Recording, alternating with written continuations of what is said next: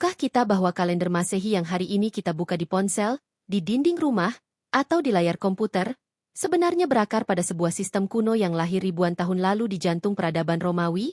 Sebuah sistem penanggalan yang tidak hanya menghitung hari, tetapi juga memuat jejak peperangan, musim tanam, mitologi para dewa, serta ambisi para kaisar. Pertanyaan sederhana seperti, mengapa September berarti 7, tetapi justru menjadi bulan ke-9? Ternyata membuka pintu menuju perjalanan sejarah yang panjang, rumit, dan penuh perubahan. Untuk memahami keanehan ini, kita harus kembali ke masa ketika Roma belum menjadi kekaisaran raksasa, ketika legenda dan sejarah masih berjalan berdampingan. Menurut tradisi Romawi kuno, kalender pertama diperkenalkan oleh Romulus, pendiri legendaris kota Roma. Kalender ini sangat berbeda dengan yang kita kenal sekarang, karena hanya terdiri dari 10 bulan dengan total 304 hari dalam setahun. Dalam sistem ini, lebih dari 50 hari pada musim dingin dianggap sebagai waktu kosong. Tidak dimasukkan ke dalam hitungan resmi, seakan-akan hari-hari tersebut berada di luar alur waktu. Tahun Romawi pun dimulai pada bulan Martius, atau Maret, yang dinamai dari Mars, dewa perang. Hal ini mencerminkan cara pandang bangsa Romawi awal, bahwa awal tahun adalah saat yang tepat untuk memulai peperangan dan aktivitas besar setelah musim dingin berakhir. Dalam kalender 10 bulan tersebut, setiap bulan memiliki panjang 30 atau 31 hari. 4 bulan yang panjangnya 31 hari disebut pleni menses, sedangkan 6 bulan yang panjangnya 30 hari disebut cavi menses. Totalnya mencapai 304 hari, dan sisanya, sekitar 50 hari musim dingin, dibiarkan tanpa nama, tanpa bulan, dan seringkali tanpa sistem yang jelas. Beberapa catatan klasik menyebut bahwa hari-hari ini kadang disisipkan secara manual agar musim tetap selaras. Namun umumnya periode tersebut tidak dianggap sebagai bagian resmi dari kalender. Meski para sejarawan modern meragukan apakah kalender Romulus benar-benar ada persis seperti yang digambarkan, sistem ini tetap dianggap sebagai fondasi penamaan bulan-bulan awal. Informasi mengenai kalender ini sebagian besar berasal dari penulis Romawi pada masa Republik Akhir dan Kekaisaran, bukan dari sumber sezaman Romulus sendiri. Namun, dari tradisi inilah kita mengenal daftar bulan pertama dalam sejarah Romawi. Martius, Aprilis, Maius, Iunius, Quintilis, Sextilis, September, Oktober, November, dan Desember. Disinilah akar keanehan itu bermula. Quintilis berarti bulan kelima. Sextilis berarti bulan keenam.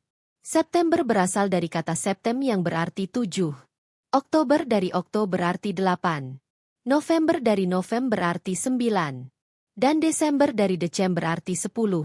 Pada masa kalender 10 bulan, penamaan ini sepenuhnya masuk akal, karena September memang bulan ke-7, Oktober bulan ke-8, November bulan ke-9, dan Desember bulan ke-10. Warisan inilah yang bertahan hingga hari ini. Walaupun sistem kalender berubah berkali-kali, nama-nama bulan tersebut tidak pernah diganti. Mereka tetap berdiri sebagai fosil bahasa, mengawetkan struktur kalender purba yang telah lama ditinggalkan. Bahkan sebagian sejarawan mencatat adanya kesesuaian menarik. Jumlah hari dalam kalender Romulus yang berjumlah 304 hari kebetulan sama dengan 10 bulan pertama dalam kalender Julian yang muncul jauh kemudian, meskipun hubungan langsungnya masih diperdebatkan. Dengan demikian, setiap kali kita menyebut September, Oktober, November, atau Desember, sesungguhnya kita sedang mengucapkan sisa-sisa penanggalan dunia kuno, sebuah dunia di mana musim dingin belum memiliki bulan, di mana tahun dimulai dengan nama dewa perang, dan di mana angka-angka Latin terukir dalam bahasa sehari-hari tanpa kita sadari. Warisan kalender 10 bulan milik Romulus memang meninggalkan jejak yang kuat, tetapi sistem itu jauh dari sempurna. Tahun yang hanya berjumlah 304 hari tidak benar-benar sejalan dengan peredaran musim dan bulan. Musim dingin yang panjang dibiarkan mengambang tanpa struktur waktu yang jelas, seolah berada di luar kehidupan manusia. Ketidakteraturan ini akhirnya mendorong perubahan besar pada masa Raja kedua Roma, Numa Pompilius, yang menurut tradisi memerintah sekitar tahun 715 hingga 673 sebelum Masehi. Numa dikenal bukan sebagai penakluk, melainkan sebagai pemimpin religius dan pembaharu tatanan sosial. Di tangannya, kalender Romawi mengalami reformasi besar. Legenda menyebut bahwa ia menambahkan 2 bulan baru ke dalam sistem lama, yaitu Januarius dan Februarius, sehingga jumlah bulan dalam setahun menjadi 12. Dengan penambahan ini, sisa hari musim dingin yang sebelumnya terabaikan akhirnya diberi tempat dalam struktur waktu resmi. Perubahan ini juga bertujuan menyesuaikan kalender dengan siklus bulan. Tahun Romawi kemudian diatur mendekati tahun lunar, sekitar 354 hari atau 355 hari pada tahun tertentu. Agar musim tidak terus bergeser, Numa memperkenalkan sistem bulan kabisat interkalaris, yaitu penyisipan satu bulan tambahan secara berkala untuk menyelaraskan kalender dengan perjalanan matahari. Kalender Romawi pun berubah menjadi sistem lunisolar, menggabungkan perhitungan bulan dan matahari, meskipun tetap memerlukan penyesuaian rutin. Nama Januari diambil dari Janus, dewa bermuka dua dalam mitologi Romawi, sosok yang memandang ke masa lalu dan masa depan sekaligus. Janus adalah pelindung pintu, gerbang, dan setiap awal yang baru. Karena melambangkan peralihan dan permulaan, bulan Januarius kemudian dipandang sebagai simbol awal tahun yang tepat. Sementara itu, Februari berasal dari kata Februa, yaitu festival pemurnian dan penyucian yang diadakan pada akhir tahun Romawi lama. Bulan ini dianggap sebagai masa pembersihan spiritual sebelum memasuki siklus tahun berikutnya. Dengan demikian, 2 bulan baru ini tidak sekadar tambahan matematis, tetapi syarat makna religius. Januari mewakili kelahiran kembali dan permulaan, sedangkan Februari melambangkan penyucian dan penutupan. Dalam satu siklus, keduanya mencerminkan konsep akhir dan awal yang saling terhubung, seperti pintu yang ditutup sebelum yang baru dibuka. Namun, para sejarawan mencatat adanya perbedaan pendapat tentang posisi awal Januari dan Februari. Plutarchos, sejarawan Yunani Romawi, menulis bahwa Numa menempatkan kedua bulan tersebut langsung di awal tahun, menjadikan Januari bulan pertama dan Februari bulan kedua. Sumber-sumber lain menyebutkan bahwa pada awalnya kedua bulan itu ditempatkan di akhir tahun, lalu baru dipindahkan ke depan dalam reformasi selanjutnya. Meski demikian, pada akhirnya yang diterima secara luas adalah sistem dengan Januari sebagai bulan pertama. Dengan struktur baru ini, kalender Romawi resmi memiliki 12 bulan dan total sekitar 355 hari. Sebuah lompatan besar dibandingkan sistem 10 bulan sebelumnya. Era musim dingin tanpa nama pun berakhir. Waktu kini mengalir tanpa celah kosong, tersusun rapi dalam rangkaian bulan yang terhubung satu sama lain. Reformasi Numa menjadi fondasi penting bagi kalender modern. Ia menetapkan kerangka 12 bulan yang masih kita gunakan hingga hari ini, meskipun panjang bulan dan aturan kabisat kelak akan kembali berubah. Dari sinilah kalender mulai menyerupai bentuk yang lebih stabil, meski masih jauh dari sempurna dan masih menunggu sentuhan para pembaharu berikutnya. Setelah reformasi Numa menata ulang struktur tahun menjadi 12 bulan, nama-nama bulan lama tetap dipertahankan. Namun, di balik nama-nama itu tersimpan dunia simbol dan mitologi yang mencerminkan cara bangsa Romawi memahami alam, perang, kesuburan, dan kehidupan sosial mereka. Bulan pertama dalam kalender lama sekaligus salah satu yang paling penting adalah Martius, atau Maret. Nama ini diambil dari Mars, dewa perang Romawi, sosok ilahi yang melambangkan keberanian, kekuatan, dan semangat tempur. Bagi orang Romawi, musim semi bukan hanya tanda alam yang kembali hidup, tetapi juga waktu dimulainya kampanye militer. Salju mencair, tanah mengering, dan pasukan dapat bergerak kembali. Karena itulah Maret dianggap sebagai awal sejati tahun, awal dari kehidupan baru, sekaligus awal dari peperangan. Mars tidak hanya dipandang sebagai dewa kehancuran, tetapi juga pelindung pertanian dan kesuburan tanah. Dalam keyakinan Romawi, perang dan pertumbuhan sama-sama lahir dari kekuatan alam yang sama, dorongan untuk bertahan hidup dan berkembang. Maka, Maret menjadi simbol kebangkitan, kekuatan, dan keberanian, sebuah bulan yang membuka gerbang siklus tahunan dengan gema genderang perang dan harapan akan panen baru. Setelah Maret datang Aprilis, atau April. Asal-usul nama bulan ini tidak sepenuhnya pasti, dan justru disitulah daya tariknya. Banyak ahli bahasa kuno mengaitkan April dengan kata Latin aprire, yang berarti membuka. Ini merujuk pada bunga yang mulai mekar, tanah yang merekah, dan alam yang membuka dirinya setelah tidur panjang musim dingin. Dalam gambaran ini, April adalah bulan ketika dunia kembali bernapas. Ada pula teori lain yang mengaitkan nama April dengan dewi cinta Yunani, Aphrodite, yang dalam versi Romawi sering dihubungkan dengan Venus. Beberapa sumber kuno menyebut adanya bentuk nama, Aphru, atau sebutan serupa dalam tradisi lama. Terlepas dari asal mana yang paling tepat, April hampir selalu diasosiasikan dengan cinta, kecantikan, dan kelahiran kembali alam. Dalam imajinasi Romawi, Bulan ini adalah saat ketika kehidupan kembali tersenyum, ketika warna dan aroma kembali memenuhi dunia. Berikutnya adalah Maius, atau Mei, yang diambil dari nama Maya, dewi kesuburan dan pertumbuhan dalam mitologi Romawi. Maya melambangkan kekuatan bumi yang membuat tanaman tumbuh, biji berkecambah, dan ladang berubah hijau.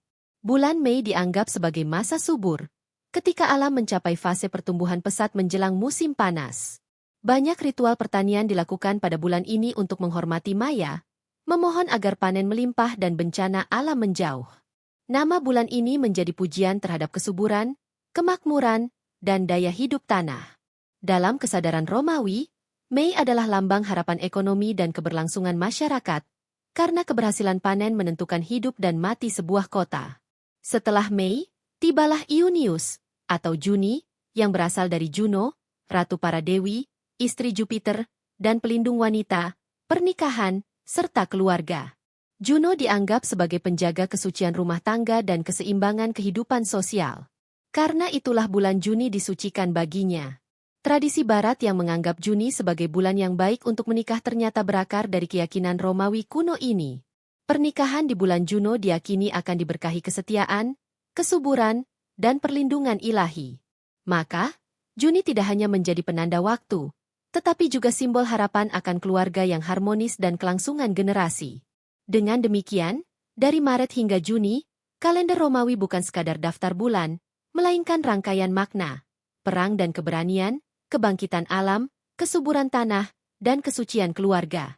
Setiap nama mengandung doa, keyakinan, dan cara pandang sebuah peradaban terhadap dunia yang mereka huni. Seiring berkembangnya Roma dari kerajaan kecil menjadi republik, lalu berubah menjadi kekaisaran raksasa, kalender pun tidak lagi sekadar alat penanda musim. Ia berubah menjadi panggung politik, tempat nama-nama penguasa diabadikan untuk selamanya. 2 bulan dalam kalender Romawi menjadi saksi paling jelas bagaimana kekuasaan dapat mengukir dirinya ke dalam waktu. Pada masa awal, bulan kelima dalam kalender Romawi dikenal sebagai Quintilis, yang secara harfiah berarti bulan kelima. Namun segalanya berubah setelah kematian Julius Caesar pada tahun 44 sebelum Masehi.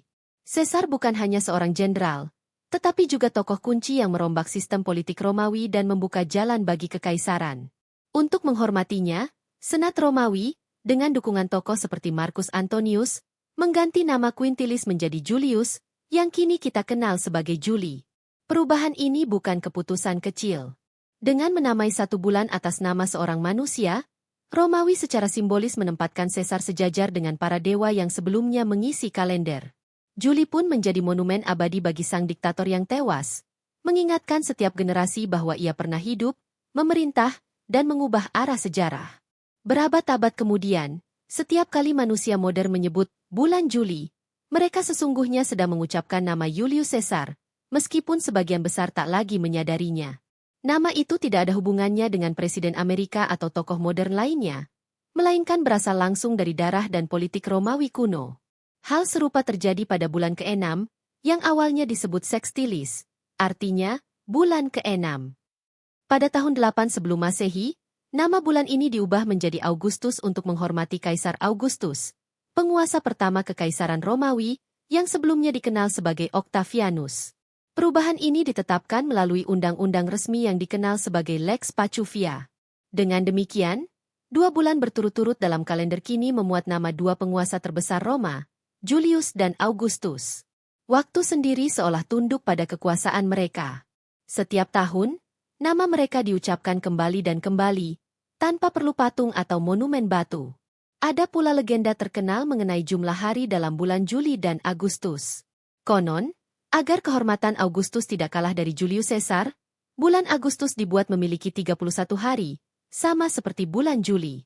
Untuk mencapai itu, diceritakan bahwa 1 hari dipinjam dari Februari, menjadikannya bulan terpendek dalam setahun. Meski kisah ini lebih bersifat cerita populer daripada fakta sejarah pasti, legenda tersebut menunjukkan betapa besar simbolisme yang dilekatkan pada kalender.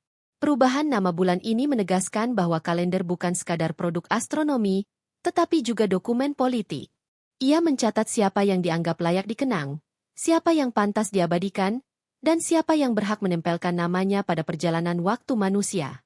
Setiap kali kita melewati bulan Juli dan Agustus, kita sebenarnya sedang melintasi bayang-bayang dua kaisar besar yang pernah menguasai dunia Mediterania. Kalender modern masih memikul warisan itu, diam-diam membawa nama mereka ke abad digital, ribuan tahun setelah mereka wafat. Setelah perubahan nama bulan kelima dan keenam menjadi Juli dan Agustus, kalender Romawi kini memuat nama para dewa, konsep alam, dan juga para kaisar. Namun, keanehan terbesar tetap berada di 4 bulan terakhir, September, Oktober, November, dan Desember.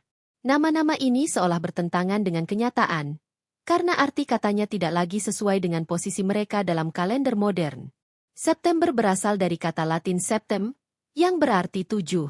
Oktober dari okto, 8. November dari novem, 9. Dan Desember dari decem, 10. Tetapi dalam kalender sekarang, September adalah bulan ke-9, Oktober bulan ke-10, November bulan ke-11, dan Desember bulan ke-12. Kekeliruan ini bukanlah kesalahan hitung, melainkan sisa sejarah yang membeku dalam bahasa. Pada masa kalender Romulus yang hanya terdiri dari 10 bulan, urutannya sangat berbeda. Tahun dimulai pada bulan Maret dan berakhir pada Desember. Dalam sistem itu, September memang benar-benar bulan ke-7, Oktober bulan ke-8, November bulan ke-9, dan Desember bulan ke-10. Nama-nama mereka sepenuhnya logis.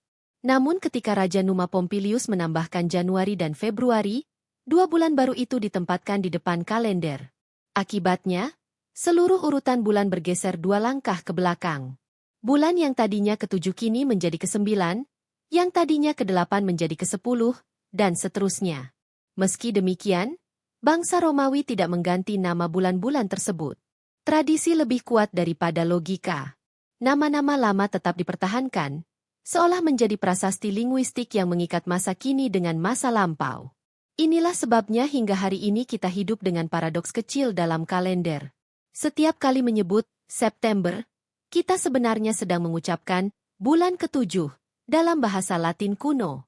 Setiap kali menulis Desember, kita sedang menyebut bulan ke-10 versi dunia yang telah lama runtuh. Keanehan ini sering membingungkan pelajar dan orang awam, tetapi justru di sanalah daya tarik sejarah bekerja. Kalender modern bukan sistem yang lahir dari nol, melainkan lapisan demi lapisan peradaban yang saling menindih. Nama-nama ini menjadi fosil hidup. Mereka menyimpan struktur kalender kuno di dalam bunyi katanya. Mereka adalah pesan samar dari masa Romulus dan Numa, yang masih kita ucapkan tanpa sadar di abad 21. Dengan membuka kalender hari ini, kita sesungguhnya sedang membuka arsip Romawi kuno. Di balik angka-angka digital dan kertas modern, masih tersimpan susunan 10 bulan pertama sebuah peradaban prasejarah Eropa. 4 bulan terakhir ini adalah bukti bahwa waktu tidak pernah benar-benar menghapus masa lalu. Ia hanya menumpuknya, lapis demi lapis, hingga menjadi sesuatu yang kita anggap normal. Meskipun reformasi Numa Pompilius telah menata kalender menjadi 12 bulan, sistem penanggalan Romawi masih jauh dari stabil. Kalender lunisolar yang bergantung pada sisipan bulan tambahan membuat perhitungan waktu mudah dimanipulasi. Para pejabat dan imam dapat memperpanjang atau memendekkan tahun demi kepentingan politik, masa jabatan, atau keuntungan pribadi. Akibatnya, musim sering tidak lagi jatuh pada bulan yang seharusnya. Panen bisa datang ketika kalender masih menyebut musim dingin, dan festival keagamaan sering kehilangan keterkaitan dengan siklus alam. Kekacauan ini berlangsung selama berabad-abad, hingga akhirnya Julius Caesar, setelah menjadi penguasa paling berpengaruh di Roma, memutuskan untuk melakukan reformasi radikal. Pada tahun 45 sebelum Masehi, ia memperkenalkan sistem baru yang dikenal sebagai kalender Julian. Dalam reformasi ini, Caesar dibantu oleh seorang astronom Yunani bernama Sosigenes dari Alexandria. Bersama-sama, mereka menetapkan bahwa 1 tahun harus terdiri dari 365 hari, dengan tambahan 1 hari kabisat setiap 4 tahun untuk mengimbangi pecahan waktu yang tidak dapat dibagi rata. Kalender Julian mulai berlaku pada tanggal 1 Januari 45 sebelum Masehi, sekaligus menegaskan bahwa Januari adalah awal resmi tahun, bukan lagi Maret. Keputusan ini memperkuat posisi bulan Januari yang sebelumnya diperkenalkan oleh Numa, dan menjadikannya pintu permanen bagi siklus tahunan. Namun sebelum kalender baru ini benar-benar berjalan rapi, Caesar harus memperbaiki kekacauan masa lalu. Ia menyisipkan sekitar 90 hari tambahan ke dalam 1 tahun transisi, yang kemudian dikenal sebagai Tahun Kebingungan atau Annus Confusionis. Tujuannya adalah mengembalikan musim ke tempat semestinya, agar kalender baru tidak mewarisi kesalahan lama. Setelah itu, kalender Julian berjalan jauh lebih teratur dibanding sistem sebelumnya. Bulan-bulan memiliki panjang tetap, tahun memiliki struktur yang jelas, dan perhitungan waktu tidak lagi bergantung pada keputusan para imam. Bagi dunia Romawi, ini adalah revolusi besar. Waktu tidak lagi tunduk pada manipulasi politik sehari-hari, melainkan mengikuti hitungan astronomi yang lebih objektif. Kalender menjadi alat ilmiah, bukan sekadar instrumen kekuasaan. Namun, kesempurnaan itu hanya bersifat relatif. Kalender Julian menetapkan panjang tahun menjadi 365,25 hari, padahal tahun matahari sebenarnya sedikit lebih pendek, sekitar 365,2422 hari. Selisih kecil sekitar 11 menit per tahun ini tampak sepele, tetapi dalam jangka panjang ia menumpuk menjadi masalah besar. Sedikit demi sedikit, kalender Julian mulai bergeser dari musim sebenarnya. Selama lebih dari 16 abad, kesalahan ini terus terakumulasi, hingga akhirnya perbedaan antara kalender dan posisi matahari mencapai sekitar 10 hari. Masalah ini akan memicu reformasi besar berikutnya, yang tidak lagi dilakukan oleh Kaisar Romawi, melainkan oleh seorang pemimpin gereja di Eropa abad pertengahan. Kesalahan kecil dalam kalender Julian, yang hanya berjarak 11 menit setiap tahun dari peredaran matahari sesungguhnya, selama berabad-abad terus menumpuk tanpa terasa. Generasi demi generasi hidup di dalam sistem waktu yang perlahan bergeser dari realitas alam. Hingga pada abad ke-16, pergeseran itu menjadi terlalu besar untuk diabaikan. Musim semi datang lebih awal menurut kalender, dan perayaan keagamaan, terutama Paskah, tidak lagi jatuh pada waktu yang seharusnya menurut tradisi gereja. Situasi inilah yang mendorong Paus Gregorius XIII melakukan reformasi besar terhadap sistem penanggalan. Pada tahun 1582, ia memperkenalkan kalender baru yang kini kita kenal sebagai kalender Gregorian. Reformasi ini tidak dilakukan setengah-setengah. Untuk mengoreksi kesalahan yang telah menumpuk selama lebih dari 16 abad, 10 hari harus dihapus sekaligus. Maka terjadilah peristiwa yang tampak mustahil dalam sejarah manusia. Hari Kamis, 4 Oktober 1582, langsung diikuti oleh hari Jumat, 15 Oktober 1582. 10 hari lenyap dari kalender, seolah tidak pernah ada. Langkah drastis ini dilakukan agar perhitungan musim kembali selaras dengan posisi matahari, dan agar perayaan Paskah kembali jatuh pada waktu yang dianggap benar secara teologis dan astronomis.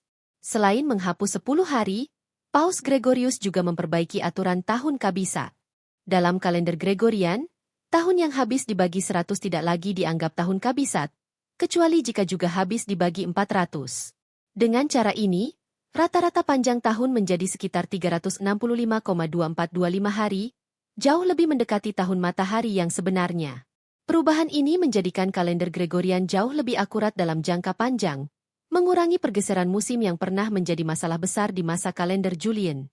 Namun, seperti banyak perubahan besar lainnya, reformasi ini tidak langsung diterima oleh seluruh dunia. Negara-negara Katolik mengadopsinya lebih dulu, sementara negara-negara Protestan dan Ortodoks menunda selama puluhan hingga ratusan tahun. Inggris baru beralih pada tahun 1752, Rusia bahkan baru melakukannya pada tahun 1918, setelah revolusi Bolshevik. Perlahan, kalender Gregorian menjadi standar internasional. Dunia modern akhirnya sepakat menggunakan satu sistem waktu yang sama, meskipun jejak masa lalu masih tertanam dalam setiap nama bulan yang kita ucapkan. Hari ini, ketika kita melihat kalender, kita jarang menyadari bahwa di balik angka-angka sederhana itu tersembunyi perjalanan ribuan tahun. Dari kalender 10 bulan milik Romulus, reformasi 12 bulan oleh Numa Pompilius, penamaan dewa-dewi dan angka Latin, pengabadian Julius Caesar dan Augustus, revolusi kalender Julian, hingga koreksi besar Paus Gregorius XIII. Nama-nama bulan yang kita gunakan setiap hari bukan sekadar kata. Mereka adalah sisa-sisa dunia kuno yang masih hidup. Mars dalam bulan Maret, Janus di bulan Januari, ritual penyucian dalam Februari, Maya dalam Mei, Juno dalam Juni, kekuasaan Julius dan Augustus dalam Juli dan Agustus, serta angka-angka Latin yang membeku dalam September hingga Desember. Setiap kali kita menulis tanggal, menjadwalkan pertemuan, atau merayakan ulang tahun, kita sebenarnya sedang menyentuh lapisan sejarah panjang peradaban manusia. Sebuah sejarah yang memadukan mitologi, politik, ilmu astronomi, dan keyakinan religius menjadi satu sistem yang tampak sederhana, namun dibangun melalui ribuan tahun percobaan dan kesalahan. Kalender Masehi, yang kini terasa begitu biasa, sesungguhnya adalah monumen tak terlihat dari peradaban Romawi dan Eropa kuno. Ia adalah buku sejarah yang kita buka setiap hari, tanpa pernah sadar bahwa kita sedang membacanya. Dan mungkin, setelah mengetahui kisah ini, setiap kali melihat bulan September yang berarti 7, namun berada di urutan ke-9, kita tidak lagi menganggapnya sekadar keanehan, melainkan sebagai bisikan pelan dari masa lalu yang masih hidup di tengah kehidupan modern.